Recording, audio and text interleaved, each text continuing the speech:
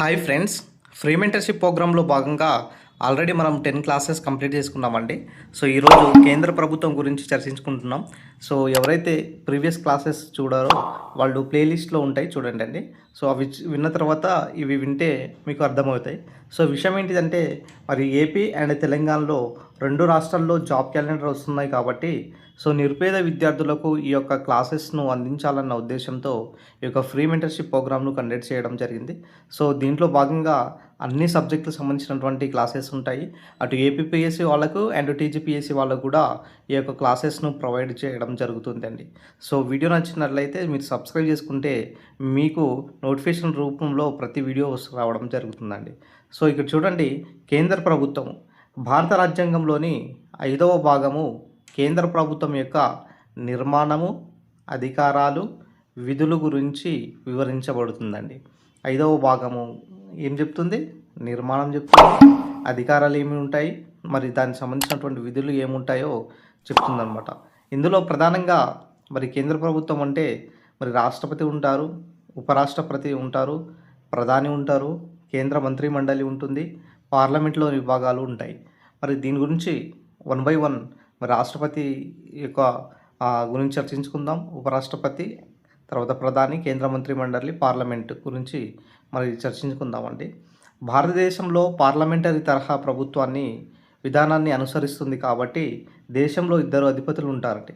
ఒకటి రాష్ట్రపతి, ఒకటి ప్రధానమంత్రి. అంటే భారత రాజ్యాంగాధిపతిగా వ్యవహరించే ఎవరంటే రాష్ట్రపతి వ్యవహరిస్తారనమాట. మరి ప్రభుత్వ అధిపతిగా ఎవరు వ్యవహరిస్తారు? ప్రధానమంత్రి వ్యవహరిస్తారు. వాస్తవ అధికారికగా ప్రధానమంత్రి వ్యవహరిస్తారు. రాజ్యాంగాధిపతిగా రాష్ట్రపతి వ్యవహరిస్తారు. ఇది మాత్రం తేడా గుర్తుపెట్టుకోండి. నెక్స్ట్ వచ్చేసి భారత రాష్ట్రపతి.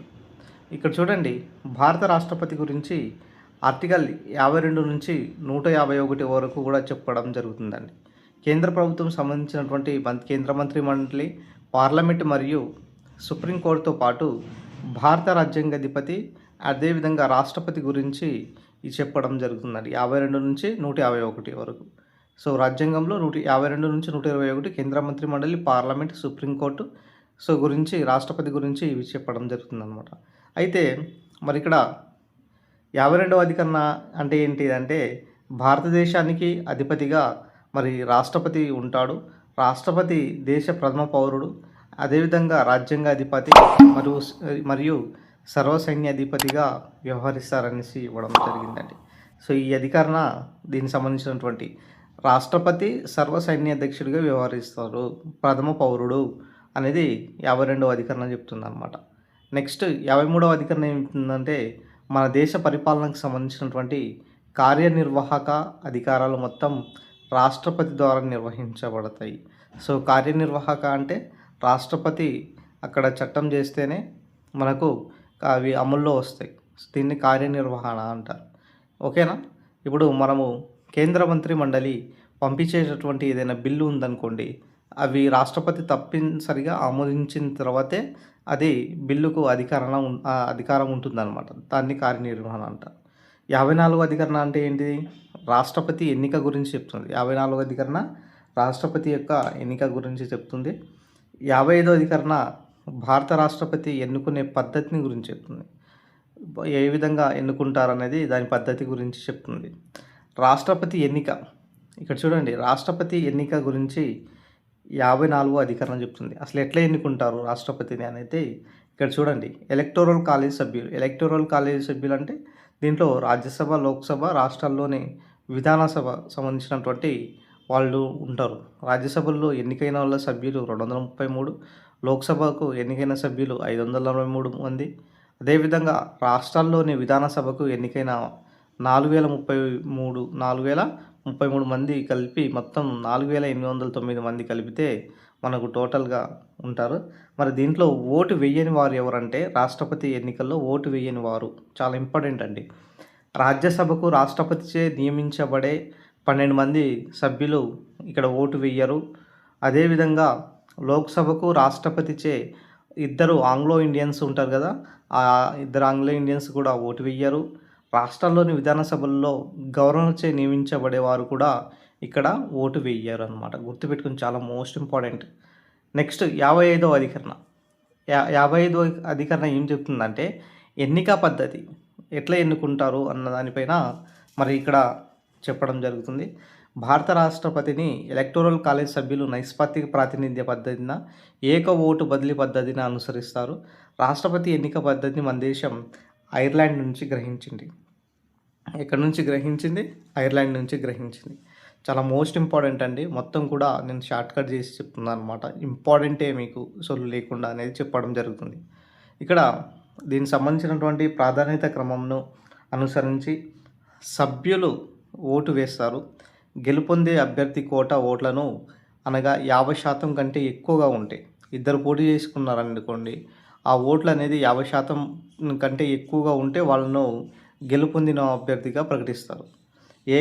ఓటు బదిలీ పద్ధతి ద్వారా, అదేవిధంగా తొలగింపు ప్రక్రియ ద్వారా ఈ యొక్క రాష్ట్రపతి ఎన్నిక అనేది జరుగుతుంది. మరి ఎట్లా తొలగింపు ప్రక్రియ అనుకోండి, ఫర్ ఎగ్జాంపుల్ ముగ్గురు నిలబడ్డారనుకోండి, ముగ్గురు నిలబడితే ఏమవుతుందంటే ఇక్కడ తొలగింపు ప్రక్రియ ఉంటుంది. అంటే ఇప్పుడు మూడవ పర్సన్ ఉన్నాడు కదా, ఈ మూడో పర్సన్స్ ఓట్లు అనేవి ఈ ఫస్ట్ 2 పర్సన్స్లో ప్రాధాన్యత క్రమం ఎవరికి వచ్చారో చూస్తారు, వాళ్ళకి యాడ్ చేస్తారు. ఇతను స్కిప్ చేస్తారు మూడో పర్సన్ని. సో ఇట్లా స్కిప్ చేసి ఈ ఫస్ట్ 2 వాళ్ళని చూస్తారు. అట్లా మీకు ఈ తొలగింపు ప్రక్రియ ద్వారా ఇక రాష్ట్రపతి ఎన్నుకోవడం జరుగుతుందన్నమాట. ఇక్కడ ఇవ్వడం జరిగింది చూడండి ఒకసారి. ఎమ్మెల్యే ఓటు విలువ రాష్ట్ర జనాభాపై రాష్ట్ర ఎన్నికైన ఎమ్మెల్యే ఇంటూ 1000. ఇక్కడ తెలంగాణలో ఎమ్మెల్యేలు 119 ఉంటే ఆ ఓటు విలువ 132, మొత్తం ఎంత? 15,708. ఏపీలో 175 ఉంటే ఇంటూ 159, సో మొత్తం కలిపి 27,825. సో అదే ఎంపీ ఓటు విలువ ఎట్లా లెక్కిస్తారు?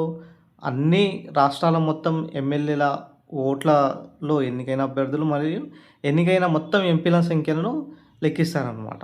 ఎంపీల ఓట్లను గుర్తుపెట్టుకోండి, చాలా మోస్ట్ ఇంపార్టెంట్. ఇక నెక్స్ట్ వచ్చేసి పదవీ కాలము గురించి చెప్పేటటువంటి అధికరణ 56వ అధికరణ. రాష్ట్రపతి పదవీ కాలము ఇక్కడ 5 సంవత్సరాలు ఉంటుందండి, 5 years ఉంటుంది. నెక్స్ట్ తిరిగి ఎన్నిక 57వ అధికరణ. రాష్ట్రపతి పదవికి ఒక వ్యక్తి ఎన్నిసార్లైనా పోటీ చేయవచ్చు. 57వ అధికరణ. రాష్ట్రపతి పదవికి ఒక వ్యక్తి ఎన్నిసార్లైనా పోటీ చేయవచ్చు. బాబు రాజేంద్ర ప్రసాద్ మాత్రమే 2 సార్లు పదవిని నిర్వహించి 3వసారి పోటీ చేయకుండా ఈ యొక్క సాంప్రదాయాన్ని నెలకొల్పడం జరిగిందండి. గుర్తుపెట్టుకుని, చాలా మోస్ట్ ఇంపార్టెంట్. 58వ అధికరణ ఏం చెప్తుంది? రాష్ట్రపతి పదవికి ఎన్నిక కావడానికి అర్హతలు ఏంటిది గురించి చెప్తుంది. అర్హతలు ఏముండాలి అంట?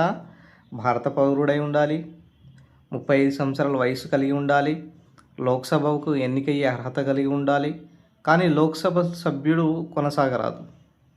లోక్సభకు ఎన్నికయ్యే అర్హత ఉండాలి కానీ లోక్సభలో సభ్యుడు వద్దనేసి చెప్తున్నాం ఇక్కడ. అదేవిధంగా కేంద్ర రాష్ట్రాల్లో మరియు స్థానిక సంస్థలో ఆదాయాన్ని ఇచ్చే ఉద్యోగం చేసే వారై ఉండరాదు. గుర్తుపెట్టుకోండి. 59వ అధికరణ ఏం చెప్తుంది? 59వ అధికరణ జీతభత్యాల గురించి చెప్తుంది. ప్రజెంట్ రాష్ట్రపతి యొక్క జీతభత్యం ఎంత అండి? 5 లక్షలు. గుర్తుపెట్టుకోండి, రాష్ట్రపతి యొక్క జీతభత్యం 5 లక్షలు. 60వ అధికరణం ఏం చెప్తుంది? ప్రమాణ స్వీకారం గురించి చెప్తుంది. సుప్రీంకోర్టు ప్రధాన న్యాయమూర్తి సమక్షంలో రాష్ట్రపతిని ప్రమాణ స్వీకారం చేయిస్తారండి. 60వ అధికరణం.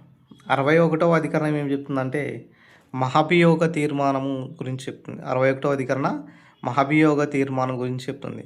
అంటే రాష్ట్రపతిని తొలగించే పద్ధతిని అమెరికా నుండి ఎక్కడి నుంచి గ్రహించారండి? రాష్ట్రపతిని తొలగించే పద్ధతిని అంటే అమెరికా నుండి గ్రహించారు.